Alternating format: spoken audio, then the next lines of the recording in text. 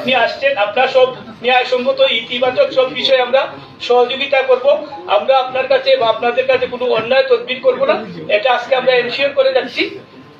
আর আপনিও আমাদের যাদের কোনো মাধ্যম কবি, আপনার একটা বিষয় হলে আমাদের কোনো মাধ্যম কর্মীদের আমাদের যদি আমরা কোনো সমস্যায় পড়ি তাইলে অবশ্যই আমরা আপনাদের দ্বারস্থ হবো। আপনি যাতে এই বিষয়টা আমাদের থাকতে পারে, আমাদের বিভিন্ন সমস্যা আমাদের উপর অন্যায় হইলে আমরা আপনাদের অবশ্যই আপনাদের সাহায্য চাইবো।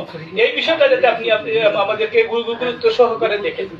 আমি আর কথা বাড়াবো না। আর আরেকটা বিষয় বলছেন যে শহরের যে যানজট, জেলা প্রশাসনের বাংলা থেকে ট্রাফিক পয়েন্ট হয়ে আপনার থানার সামনে পর্যন্ত এই যে এই ফুটপাতে লোকজন বসছে, এই মানে আমাদের তো কাঁচা বাজার আছে, মাছ বাজার আছে, তারপরেও লোকজন এখানে বসছে।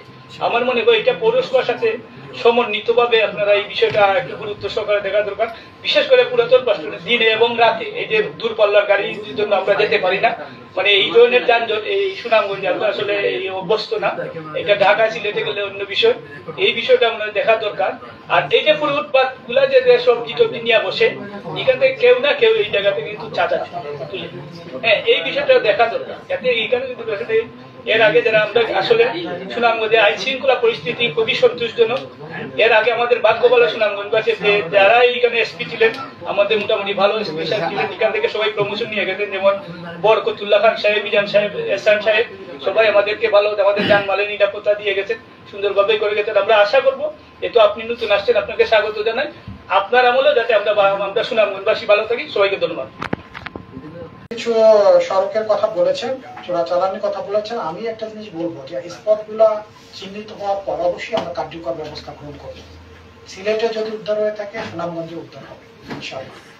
তো সেক্ষেত্রে আমরা ঢেলে সাজাবো যে কোন কোন পয়েন্ট থেকে আমরা পেট্রোলিং, আমাদের চেক পয়েন্ট, চেকপোস্ট এবং অন্যান্য কার্যকরী মাধ্যম, তথ্য প্রযুক্তির সহায়তা নিয়ে আমরা কিভাবে একটা কার্যকরী ব্যবস্থা গ্রহণ করতে পারি যাতে এই চোরাচালান কেন্দ্র, এই চোরাচালান গ্রুপটাকে আমরা একটা নিষ্ক্রিয় করে দিতে পারি।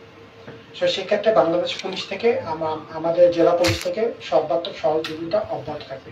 ইদানিং যে বিষয়টা করতেছে যে আপনাদের শিশু অপহরণ সংক্রান্ত একটা গুজব প্রচারিত হচ্ছে, এই গুজবটা একদমই মিথ্যা।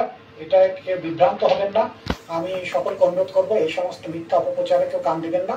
এবং এই সমস্ত ক্ষেত্রে যারা অনলাইন বা সোশ্যাল মিডিয়ায় প্রচার করে থাকছেন, যদি সুনামগঞ্জ জেলার ভিতরে থেকে থাকেন তার বিরুদ্ধে কঠোর আইনানুগ ব্যবস্থা গ্রহণ করা হবে এবং তথ্য পাওয়া মাত্রই তার বিরুদ্ধে কিন্তু মামলা করে যথাযথ ব্যবস্থা গ্রহণ করা হবে। কারণ আপনি একটা বিভ্রান্তিময় সংবাদ প্রচার করে অন্যদের বিভ্রান্ত করছেন এবং পুরা জেলার যারা শিশু বা কিশোর রয়েছেন তাদেরকে আতঙ্কিত করে তুলছেন। অতএব জেলা পুলিশ আপনার বিরুদ্ধে সর্বাত্মক সহযোগিতা করবে এই সমস্ত ক্ষেত্রে, এবং যারা এই অপপ্রচারকারী তাদের বিরুদ্ধে কঠোর আইনানুগ ব্যবস্থা গ্রহণ করা হবে ইনশাল্লাহ। আমরা